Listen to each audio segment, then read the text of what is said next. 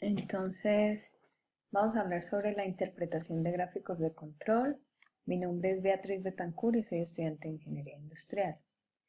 Los gráficos de control son gráficas utilizadas para estudiar cómo el proceso cambia a través del tiempo. Se grafica el promedio como línea central y los límites de control superior e inferior que son permitidos en el proceso. Estos límites se determinan con la data del proceso.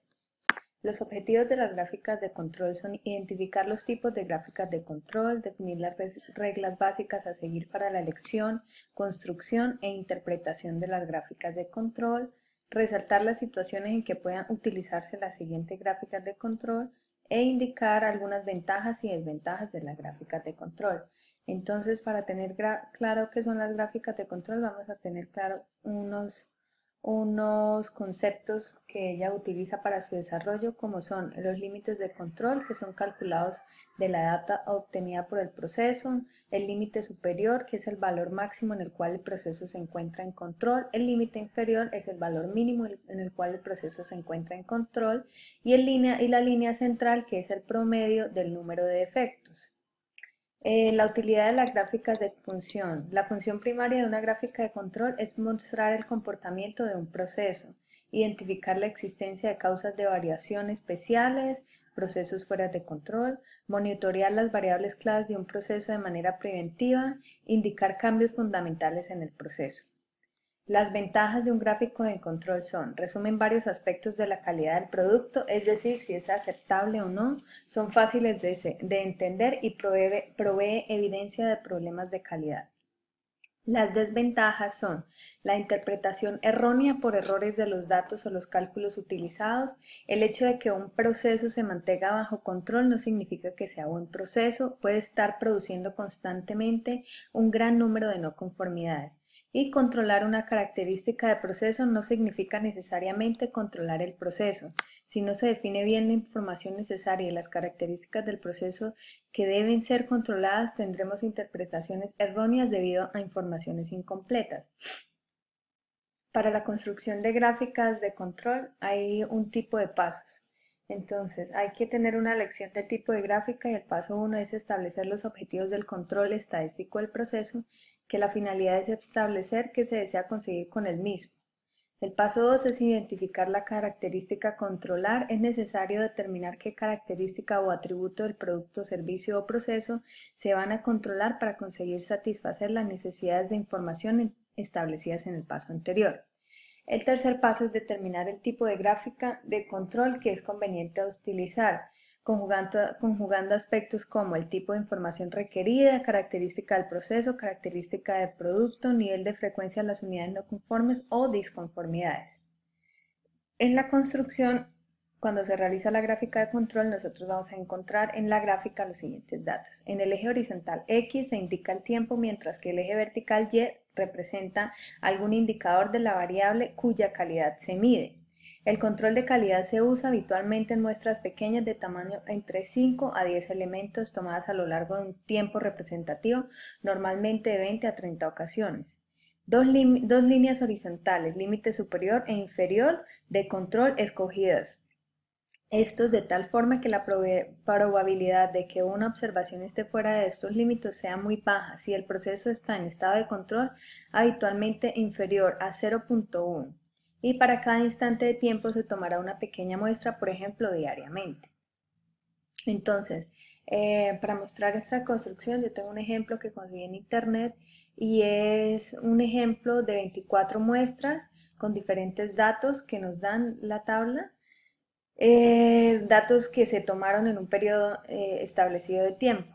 Entonces, primero, calcular la medida de cada muestra de 5 observaciones y luego la media global de esas 24 medidas. Tenemos que son 24 medidas y vamos a tomar las 5 observaciones.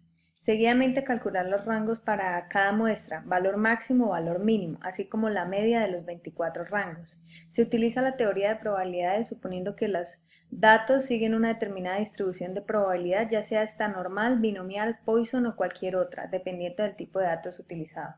Analizado. Se determinará un factor que al multiplicarlo por un parámetro de variabilidad, sea este el rango o la desviación típica, permite calcular los límites del gráfico de control de calidad. ¿Cómo los calculamos? En general no será necesario realizar los cálculos concretos, ya que si no se dispone de un programa al efecto, siempre se puede acudir a cualquier libro de control de calidad donde se encuentran tabulados los valores al aplicar, de forma similar a como se representan en la siguiente tabla. Entonces, eso es los factores para límites de control en gráficos de media sin rangos. Nos dan un tamaño de una muestra, los gráficos de medias con un factor y los gráficos de rango con cada factor. Con estos datos podemos hallar una tabla.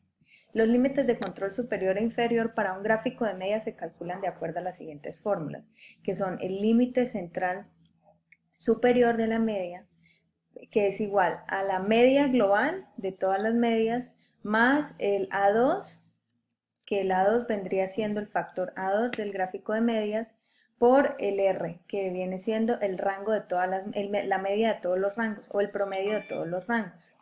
Y la siguiente fórmula es el límite de control inferior, que es la misma fórmula, simplemente que cambiamos, ya no sumamos, sino que restamos.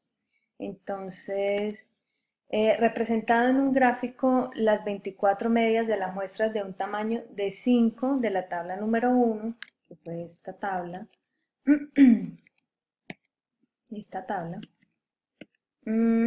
una línea horizontal correspondiente a la media global, que ahí está, dos líneas horizontales correspondientes a los límites de calidad, se obtiene un gráfico como el de la siguiente figura. Entonces, esta es la gráfica de control que se obtiene al ingresarle los datos de las medias, los rangos y los límites de control superior e inferior. Esta es la gráfica obtenida para la muestra y la tabla que teníamos ingresada de los 24 muestras, y aquí están las 24 muestras y el valor que nos daban de los factores de las medias. De igual forma se puede construir un gráfico de control para evolución del rango. En este caso los límites de control vienen dados por la fórmula límite de control superior del rango, que es igual al D4, que el D4 se obtiene en la tabla número 2, que ya habíamos dicho que era el factor D4, y el rango y la R mayúscula, que es el rango medio. Igual es el límite de control inferior. Ese podemos hallarlo también.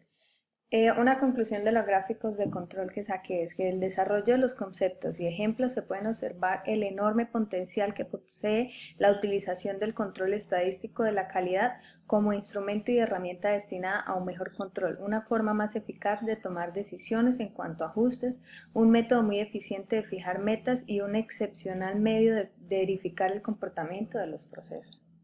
Eso fue todo lo que pude interpretar de los gráficos de control. Gracias.